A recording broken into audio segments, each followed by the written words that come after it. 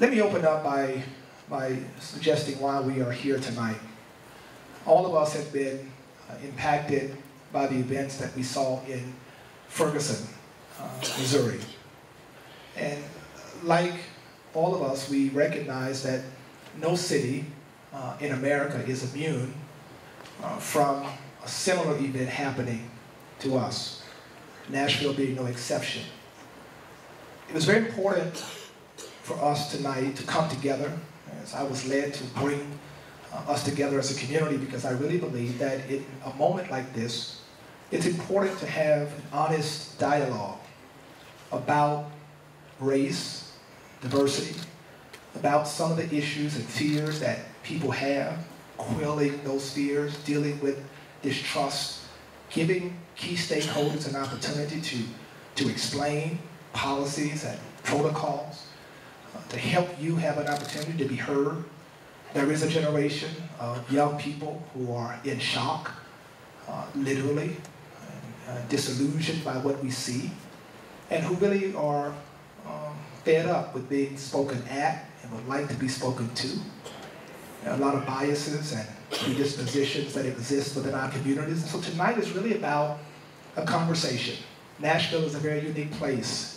And one of the things I'm very proud of is to be a part of a community that can come together. This is, we believe, and we've been told, the first gathering since the events in Ferguson, Missouri, around the nation. The first gathering that has moved from the streets into the sanctuary to have a civil discussion about the events and about how to come together and work through those problems and get ahead of those things. Nashville is that kind of city.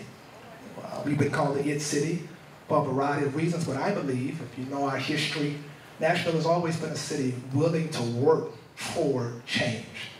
I'm excited and I'm encouraged because I had no problem getting our police chief on board.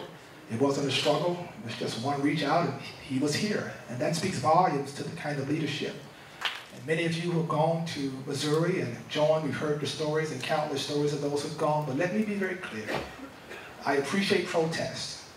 But what I'm keenly aware of is that protests oftentimes have a life cycle. They erupt like volcanoes. The real work is done during the season of dormancy. Because protests happen and then they die off until the next episode happens.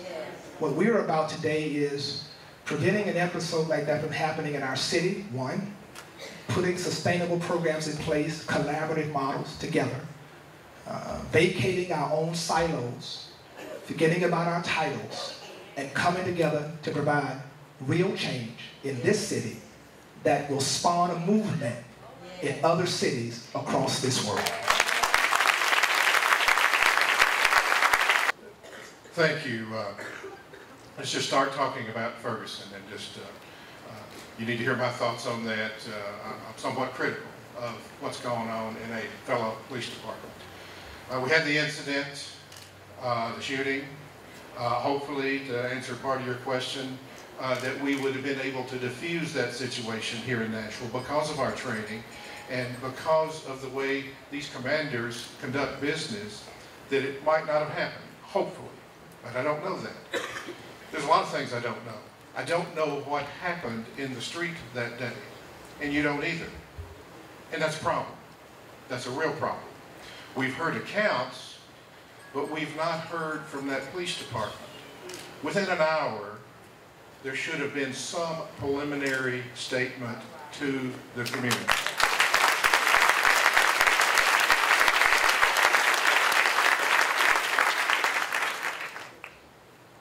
I think many of you, Don Aaron is here with us tonight. Don Aaron does our communications and makes sure that message get out. And Don has a saying, if it's good news, get it out there fast. If it's bad news, get it out there faster.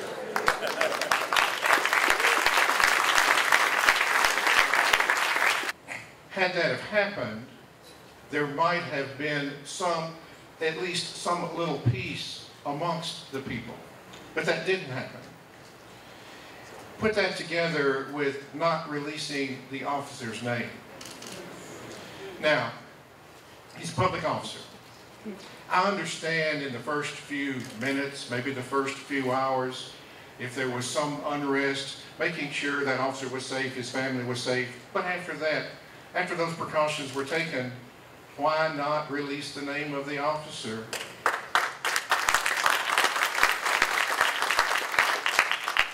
When you keep secrets, it just sort of smells of a conspiracy. So there was no good purpose served there. The video, that's on everybody's mind. That video might be relevant at some later proceeding if there's a trial in place, but it served no purpose at that moment to release it. So that further added fuel to the fire. The police response, as I saw it on TV, in my view, was not appropriate. People have a right to be heard. People need to be heard. People need to know that they've been heard. This is your police department. It's not my police department. I merely manage it for you.